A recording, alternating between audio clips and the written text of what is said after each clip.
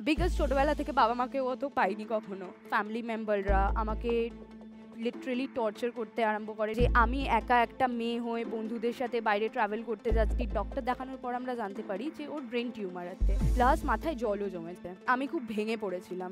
আমি জাস্ট বিছানায় হয়তো শুয়ে থাকতাম আর আমি জাস্ট সারাদিন ভাবতাম যে আমি কি করে এটা সলভ করতে পারব। নেক্সট ডে থেকে আমি জাস্ট আবার অন ছিলাম যে no, I have to do this.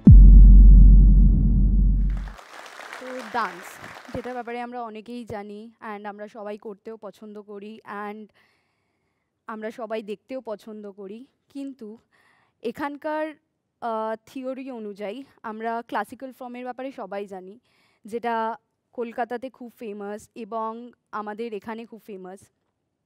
কিন্তু একটা প্রবলেম যেটা মধ্যবিত্ত ফ্যামিলিতে প্রায় হয়ে থাকে সেটা হলো প্রফেশন হিসেবে যখন এটা চুজ করার ব্যাপার থাকে তখন বাড়ির লোক কখনো সেটা অ্যালাউ করে না আমাদের।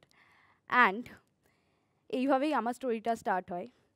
তো নমস্কার, আমার নাম Dalia Chowdhury and my stage name is Jenny Chowdhury. I am a professional dancer now. ছোটো থেকেই জন্মানোর পর মাসির কাছে থাকি অ্যান্ড বাবা মার কাছে অতটাও ছিলাম না কখনো, কিন্তু সমানভাবেই ভালোবাসতাম। কিন্তু বেশি মাসির সাথেই সবসময় সব কিছু ছিল। মাসি আমাকে সবসময় স্কুলে নিয়ে যাওয়া, পড়তে নিয়ে যাওয়া, ইভেন ডান্স ক্লাসে নিয়ে যাওয়ার সাথে যুক্ত করে। আস্তে আস্তে ডান্সটা খুবই ইন্টারেস্টিং লাগতো, কারণ ছোট ছিলাম, গান শুনতে ভালো লাগতো অ্যান্ড হাত পা নাড়াতে ভালো লাগতো। কিন্তু কখনো তখনও অবধি ভাবিনি, ভেবে উঠিনি যে ডান্স নিয়ে ফিউচার করব বা কেরিয়ার করব। তো তখন অবধি পড়াশোনাটাই করতাম। যখন আমার 12-13 বছর বয়স, হঠাৎ আমি জানতে পারি যে আমার মাসির খুব বড় একটা প্রবলেম আছে। সেটা হলো ডক্টর দেখানোর পর আমরা জানতে পারি যে ওর ব্রেন টিউমার আছে। অ্যান্ড শুধু ব্রেন টিউমার না, প্লাস মাথায় জলও জমেছে। অ্যান্ড অ্যাকচুয়ালি মধ্যবিত্ত ফ্যামিলির জন্য এরকম টাইপের বড় রোগ খুবই একটা বড় ব্যাপার, একটা বড় ফেজ পুরো ফ্যামিলির জন্য অ্যান্ড একটা খুব টাফ সিচুয়েশন। তো অবভিয়াসলি আমার বাবা মা আমার মাসিকে খুব ভালোবাসতো অ্যান্ড ফ্যামিলিতে আর যারা রয়েছে তারা অতটাও রেসপন্সিবল বা গায়ে নেওয়ার মতন গায়ে নিত না ব্যাপারটাকে। যখন আমার মাসির এই সিচুয়েশনটা হয়, অবভিয়াসলি আমার বাবা মা দুজনেই ওকে খুব হেল্প করার জন্য সবসময় ওর সাথে হসপিটাল বা আদার্স যা যা কাজ করতে দরকার লাগে বা ওর চিকিৎসার জন্য ব্যস্ত হয়ে যায়। অ্যান্ড যেহেতু আমার মাসি আমাকে চিরকাল স্কুল, পড়াশোনা বা ডান্স এইসব নিয়ে সবসময় আমাকে নিয়েই করতো, আমাকে যে গাইড করার ছিল সেই মানুষটা সরে গেছিলো আমার মাথার উপর থেকে। এবং মধ্যবিত্ত ফ্যামিলিতে একটা মেয়েদের জন্য এরকম প্রবলেম থাকে যে সে ডান্স মানে একটা বয়সের পর যে সে ডান্স করতে পারবে না বা সে তার বন্ধুদের সাথে বেরোতে পারবে না বা এরকম টাইপের জিনিস করতে পারবে না যেগুলো খুব হয়তো অ্যাট্রাকটিভ। তো সেম প্রবলেম আমার সাথেও হতে থাকে। আর আমার মাসি যখন হসপিটালে ভর্তি থাকে, আমার কিছু আদার্স ফ্যামিলি মেম্বাররা আমাকে লিটারেলি টর্চার করতে আরম্ভ করে, not physically but mentally. And obviously mental হেলথটা খুব ইম্পর্টেন্ট জিনিস আমাদের জন্য। তো প্রায় তখন আমার 12-13 বছর বয়স, আমাকে এরকম বলা হতো যে এত বড় হয়ে গেছে, পড়াশোনা করে কি হবে, অ্যান্ড বাড়ির কাজ করুক, বাড়ির মেয়ে হয়েছে, বাড়িতে কোনো কাজ করে না। বাট তখন থেকে আমি আস্তে আস্তে বুঝতে আরম্ভ করি যে মেন প্রবলেম এটা না।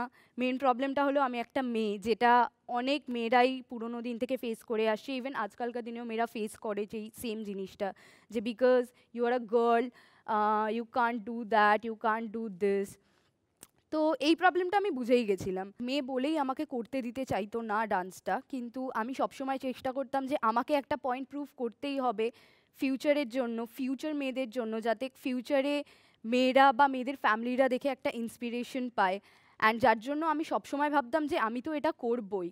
তো তারপর আমার যখন মানি প্রবলেমটা স্টার্ট হয়, আমি ভাবলাম যে না, এই মুহূর্তে আমাকে একটা জব করতেই হবে যাতে আমি আমার ডান্সে ইনভেস্ট করতে পারি। তো আমি জব করা স্টার্ট করলাম। অ্যান্ড তারপর যখন আমি জব করা স্টার্ট করলাম, দেখলাম যে আমাকে জবে যাওয়ার জন্য সেইটুকুনি টাকা জোগাড় দেওয়ার মতনও কেউ ছিল না। তো আমি প্রায় দিন হেঁটে হেঁটে যেতাম অ্যান্ড অবভিয়াসলি আমার কাছে খাওয়ার টাকা থাকতো না। অ্যান্ড অফিসে অফিসে 10টার সময় যেতে হতো, বিকেল সন্ধ্যে 7টার সময় ছুটি হতো। বাট তারপরেও আমি কোনো রকম জব কমপ্লিট করে বেরিয়ে তারপর আমি জাস্ট ভাবতাম আমি এখন বাড়ি যেতে চাই না, আমি আমার প্র্যাকটিস প্লেসে যেতে চাই যেখানে আমি প্র্যাকটিস করতে পারবো। তো আমি প্রত্যেক দিনই প্রায় আমার অফিসের পর আমি প্রত্যেক দিনই এরকমভাবে প্র্যাকটিস করতে যেতাম, যাতে আমি প্রায় দিন ক্লান্তি ভুলে প্র্যাকটিস করতে যেতাম, কারণ আমার জন্য এটা খুবই ইম্পর্টেন্ট ছিল আর আমি এটা কন্টিনিউ করতে চাইতাম। তো সেই জন্য আমি ডেলি আমার আফটার ওয়ার্কের পর আমি করতাম। অ্যান্ড তারপর আস্তে আস্তে আমি যখন বুঝলাম যে আমার ডান্সে আরও বেশি টাইম দেওয়া উচিত, কারণ অবভিয়াসলি ডান্সের জন্য বা মিউজিশিয়ানদের জন্য প্র্যাকটিসটা খুব বেশি ইম্পর্টেন্ট। তো আমি যখন দেখতাম দিনে আমি 10টা থেকে 7টা অবধি আমার জবে টাইম দিচ্ছি, আমার ডান্সের জন্য এনার্জি বাঁচতো, আমি ক্লান্ত হয়ে যেতাম, এনার্জি তাও আমি জোর করে করে নিজেকে পুশ করে করে করতাম। কিন্তু অ্যাট দ্য সেম টাইম আমি বুঝলাম যে আমার আরও টাইম দেওয়া উচিত এটাতে। তারপরে আমি ডিসাইড করলাম যে ঠিক আছে, আমি জবটাও আপাততের জন্য কন্টিনিউ করব যতদিন পারবো। অ্যান্ড আমি কন্টিনিউ করতে করতে ডান্সে আমি দেখলাম ততদিনে প্র্যাকটিস করে আমি একটু লোকজন চিনে গেছে আমাকে, অ্যান্ড আমার নাম জানে বা আমি যে ফর্ম অফ ডান্স স্টাইলটা করি সেটার ব্যাপারে আইডিয়া হয়ে গেছে। তারপরে আমি আস্তে আস্তে জবটাকে ছাড়লাম, ছেড়ে আমি ডান্স শেখাতে আরম্ভ করলাম পার্সোনালি। বাট অবভিয়াসলি প্রথম প্রথম যেরকম আমরা জানি প্রথম প্রথম সব কিছু ঠিক হয় না যেরকম হয়তো আমরা ভেবে স্টার্ট করি। তো আমারও প্রথমে একটা স্টুডেন্ট হয়েছিল, দুটো স্টুডেন্ট হয়েছিল, কখনো কখনো 5টা স্টুডেন্ট থাকতো, কখনো কখনো 2জন ছেড়ে দিয়ে 3জন থাকতো। তখনও আমি, আর যেহেতু যেই ডান্স স্টাইলটা আমি করি এটা ট্রাভেল করা খুব ইম্পর্টেন্ট, তো আমার কাছে ট্রাভেল করার মতন অ্যামাউন্ট অফ মানি জমে উঠতো না, কারণ অবভিয়াসলি 3-4টে স্টুডেন্টের কতই বা ফিস হতো। আমি প্রায় দেখতাম আমার সব আশেপাশের বন্ধুরা যারা ডান্স প্র্যাকটিস করতো তারা টাকা জমিয়ে বা বাড়ির থেকে টাকা পেয়ে তারা ট্রাভেল করছে অ্যান্ড ইন্টারন্যাশনাল ওয়ার্কশপ নিচ্ছে অ্যান্ড আরও শিখছে, আরও এগিয়ে যাচ্ছে। বাট আমার খুব খারাপ লাগলেও আমি কখনো নিজের জোশ ছাড়িনি যে আমিও করতে পারবো বা আমিও করতে চাই বা আমিও ওখানে হতে চাই। আস্তে আস্তে আমি যাই টাকা আসতো 2টো স্টুডেন্ট বা 3টে স্টুডেন্ট বা 5টা স্টুডেন্ট থেকে আমি জমাতে আরম্ভ করতাম, অ্যান্ড জমিয়ে জমিয়ে যখন আমি 2 মাস বা 4 মাস পর ট্রাভেল করতে পারতাম যেখানে ভালো ইভেন্ট হতো সেখানে গিয়ে আমি এইভাবে অ্যাটেন্ড করতাম প্রায় মাসের পর মাস গিয়ে। কিন্তু সাথে সাথে আমার ফ্যামিলিতেও একটা প্রেশার ক্রিয়েট হতে থাকতো যে আমি একা একটা মেয়ে হয়ে বন্ধুদের সাথে বাইরে ট্রাভেল করতে যাচ্ছি ডান্সের জন্য, তাও আবার একটা মেন্টালিটি একটা অন্য ধরনের ছিল যে ডান্স নিয়ে এইসব হতে পারে না বা ডান্সের জন্য কি এরকম ট্রাভেল করতে লাগে। কিন্তু এই একটা টাইমের পর আমি যখন আরও জানতে পারি যে আমার মাসি আরও অসুস্থ অসুস্থ হতে থাকছে, তখন অ্যাকচুয়ালি আমি খুব ভেঙে পড়েছিলাম। অ্যান্ড যখন আমি ভেঙে পড়েছিলাম আমার এতটাই ডিপ্রেশন ছিল যে আমি কখনো ডান্সটা আর করে উঠতে পারবো কি কখনো ভাবিনি। সেই মুহূর্তের জন্য আমি জাস্ট বিছানায় হয়তো শুয়ে থাকতাম আর আমি জাস্ট সারাদিন ভাবতাম যে আমি কি করে এটা সলভ করতে পারবো বা আমি কি করে করতে পারবো।